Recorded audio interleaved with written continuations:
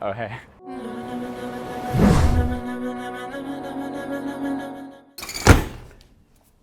That was terrifying.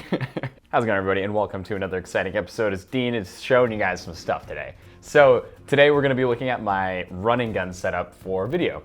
So run and gun is a term basically where it's just like video on the go. So if I'm doing like a shoot at like a music festival, if I'm doing like some real estate, this is exactly what I'm bringing. And everything here basically fits in my backpack. This is like my setup where I'm mobile and I can run around and gun it down.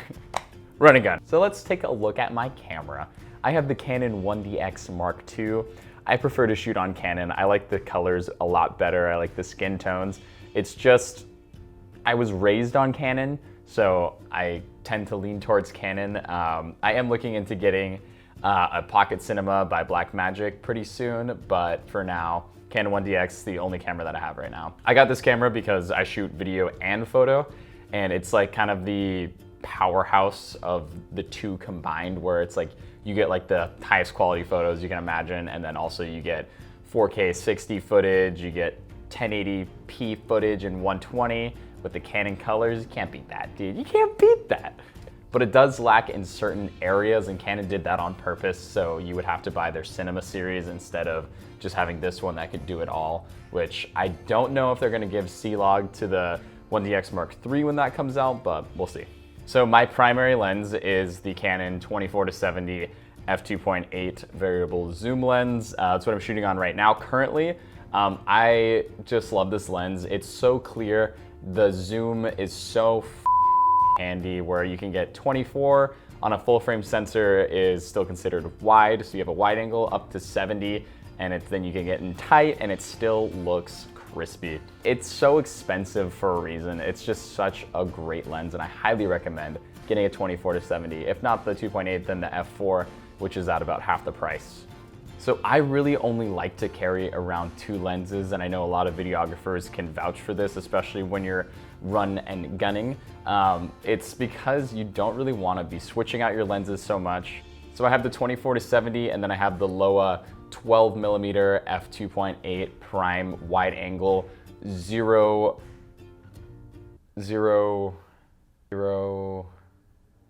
distortion? That doesn't sound right.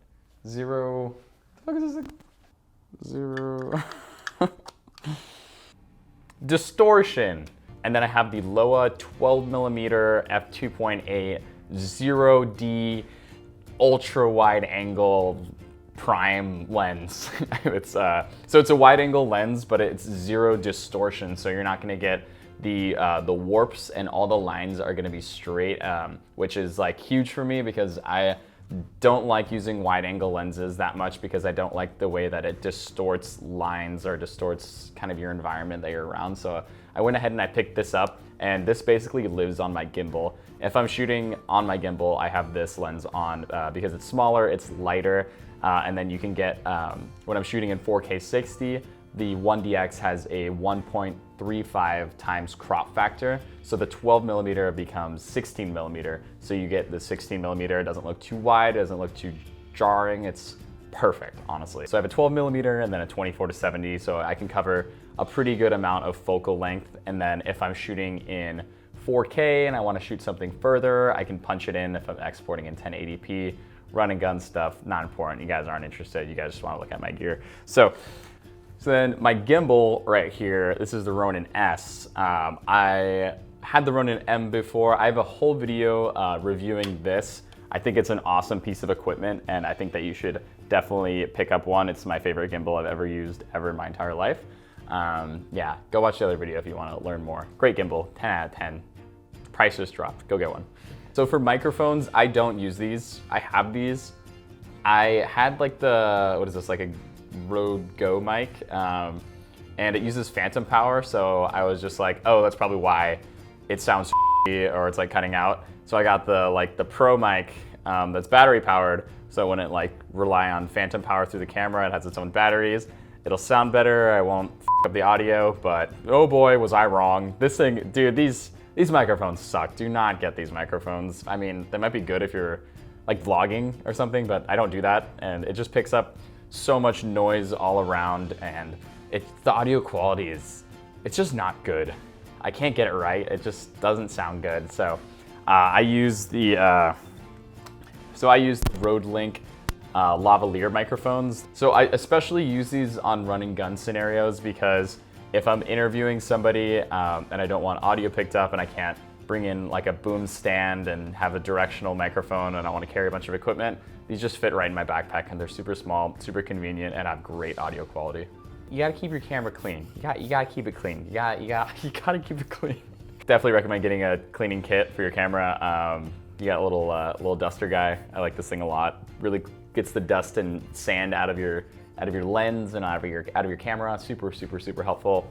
Cloth, of course, and then I also have a pen, a duster pen. I don't know where that is right now, but I have one.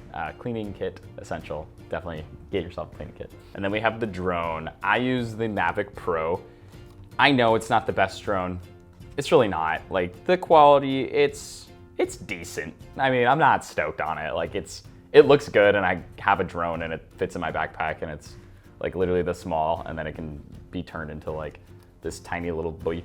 But yeah, I've had this for, so long. I literally got this right when it came out. So this is a pretty old piece of equipment, but I like it because it's just super compact. Like, this fits right into my backpack.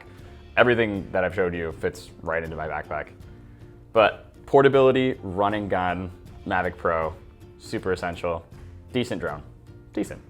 And then always have extra batteries, neutral density filters, you gotta have it. So this is my time-lapse trigger. It connects to my smartphone.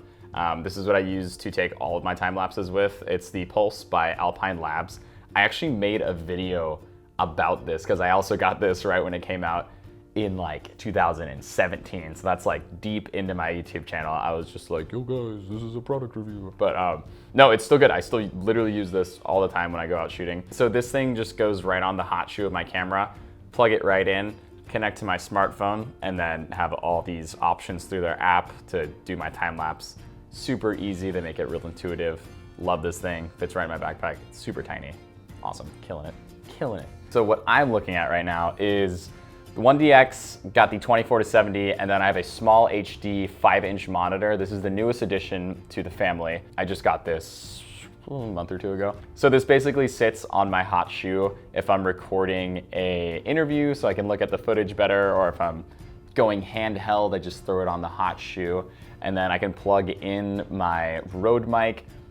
There's a cold shoe mount on the bracket, so I have like this whole setup that looks crazy and looks awesome and professional. But no, I totally love having the monitor, but it's hard to not look at myself. I got a Manfrotto video tripod, which is holding up my camera right now.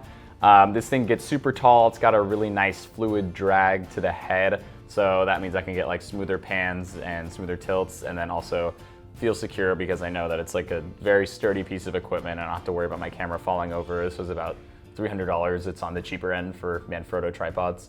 Super awesome, highly recommend. So for lighting, I'm just using 2 softboxes right now, and then the window for natural light on the side of my face, just like a soft fill.